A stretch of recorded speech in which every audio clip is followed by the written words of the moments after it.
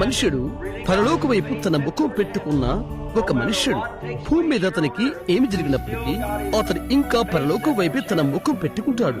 అతని స్నేహితులు అతని మరవచ్చు, అతని కుటుంబం అతని మరవచ్చు, అతని సంఘ కాపరి అతని మరచిపోవచ్చు. అయితే అతన్ని మరవని ఒకరు అక్కడే ఉన్నాడు. అది దేవుడు. నీ మనస్సు సరిచేసుకున్నప్పుడు అది నేను ఇష్టపడతాను. దానియేలు వెనకాలనున్న వంతెనలన్నీ కాల్చివేయబడతాయి.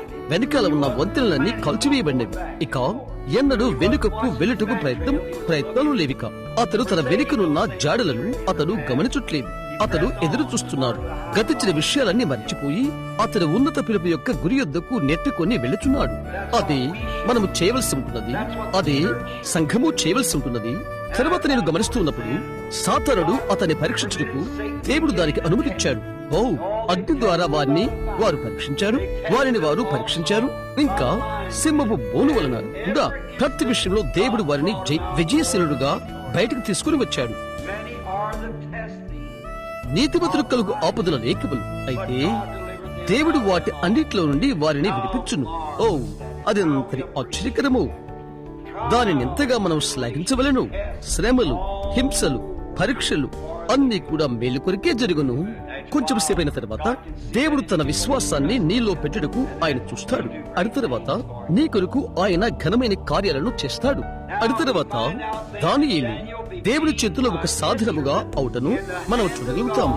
అతను తన స్వంత జనులకు దూరమై కూడా తన స్వంత పట్టణానికి, స్వంత సంఘానికి దూరముగా ఉండి కూడా పరాయి దేశంలో దేవుడు అతన్ని వాడుకున్నాడు. నీవు ఎక్కడో దూరముగా ఉన్నప్పటికీ కూడా నీవు ప్రేమించు వారందరికీ నీవు దూరంగా ఉండవచ్చును. నీ సంఘమునకు నీవు దూరంగా ఉండగలవు. అయితే ఇంకా నీవు దేవుని చేతిలో సాధనముగా ఉండగలుగుతావు. దేవుడు నిన్ను సాక్షిగా వాడుకోగలడు. లేదా దేని కొరకైనా ఆయన కోరినట్లుగా నిన్ను వాడుకోగలడు. మనోహరమైన సాక్ష్యములు బైబిల్ సంపూర్తిగా అలాంటి వాటిలో ఎంతో నిండి ఉన్నది. నీవెక్కడ తిప్పినప్పటికీ వాక్యము చదవటానికి ఇష్టపడవా? నేను చదువుతాను. కొన్నిసార్లు నేను ఏడుస్తాను. ఇక్కడే కొన్ని రోజుల క్రితము గదిలో నేను చదువుకుంటున్నాను. నేనెక్కడ క్రింద కూర్చొని చిన్నపిల్లవానిగా ఏడ్చాను. నేను పైకి లేచి నా కుర్చీ చుట్టూరా తిరిగి నా కుర్చీ మీద నా చేయి పెట్టాను. తిరిగి క్రింద బైబిల్ ని చూశాను. నేను అలా తిరిగిపోయాను. మరలా కుర్చీ చుట్టూ తిరిగాను. మరలా దాని వైపు నేనే చూశాను. నేను తలంచాను, దేవా, అందులో నిత్యజీవమున్నది. దాన్ని నమ్మి దాని విశ్వాసము చూపతి స్త్రీ పురుషుడికి నిత్యజీవమున్నది. నిత్య జీవము ఆయన చెప్పినాడు. లేఖనములు పరిశోధించుడి, అందులో నిత్య జీవమున్నదని మీరు తలచుచున్నారు. నన్ను గూర్చి అవి సాక్ష్యమిచ్చుచున్నవి.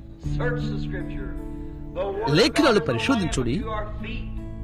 దేవుని వాక్యము మన పాదములకు దీపము, మనల్ని నడిపించున్నది. మన మార్గమును వెంబడించు వెలుగై అది మనలను విజయం నుండి విజయమునకు నడిపించును. నీకు విజయము కలగక ముందు ఒక యుద్ధము ఉండవలసి ఉన్నది. యుద్ధాలే లేనట్లయితే విజయాలే లేవు. కాబట్టి యుద్ధాల కొరకై, శ్రమల కొరకై మనం కృతజ్ఞులమై ఉండవలసి ఉన్నది.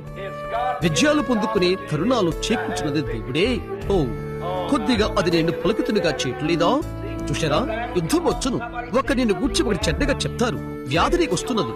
ఆ స్వల్ప ఇబ్బందులు దేవుడు నీకు దయచేను కాక, తద్వారా ఆయన నిన్ను స్వస్థపరిచి ఆయన కరుణను నీకు చూయించును కొరకు, తద్వారా నీవు ఆయన చుచిదవు కాక, ఆయన నిన్ను ప్రేమిస్తున్నాడు. కాబట్టి పరిశుద్ధ ప్రదేశముకు యెరూషలేములో అక్కడ పురాతన గొర్రెల కాపరి కథ చెప్పబడి ఉన్నది.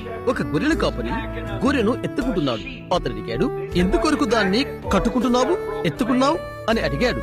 దానికి కాలు విరిగినది అని చెప్పాడు. అది ఎలాగ జరిగినది? శిఖరం నుండి పడినదా అని అడిగాడు. లేదు, నేను దాని కాలు విరగ్గొట్టాను అని చెప్పాడు. అతను అడిగాడు, ఎందుకు? నీవు క్రూరుడైన గొర్రెల కాపరివా? ఆ గొర్రె కాలు విరగొట్టుటకు? లేదు, నేను దాన్ని ప్రేమిస్తున్నాను. ఇంకా అతను చెప్పాడు, అది దారి తప్పిపోతున్నది. అలాగూ నేను మనస్కరించట్లేదు. అందుకని నేనే దాని కాలు విరగ్గొట్టాను. తద్వారా నేను ప్రత్యేక శ్రద్ధ తీసుకుంటానికి. అప్పుడది నన్ను ప్రేమిస్తుంది, నన్ను వెంబడిస్తుంది. కొన్నిసార్లు మనము కృంగిపోవటకు లేక ఇబ్బందులు పాలవుటకు దేవుడు అనుమతిస్తాడు. కొద్దిగా ఆరోగ్యంలోనూ, కొద్దిగా ఎక్కువ మెలక వచ్చుట్లోనూ, ఆయన ఒడిలోకి మనల్ని వచ్చుటకు, ఆయన గుండెల పైన మనలను బుజ్జగించుటకు అలా చేస్తాడు. ఇక చేసేది ఏమీ లేదు అని వైద్యుడు చెప్తే, అప్పుడు ఆయన గుండెల్లోకి తీసుకుని, చూడు, నేను నిన్ను ప్రేమిస్తున్నాను, నేను నిన్ను బాగు చేయబోతున్నాను అని చెప్తాడు. చూసారా?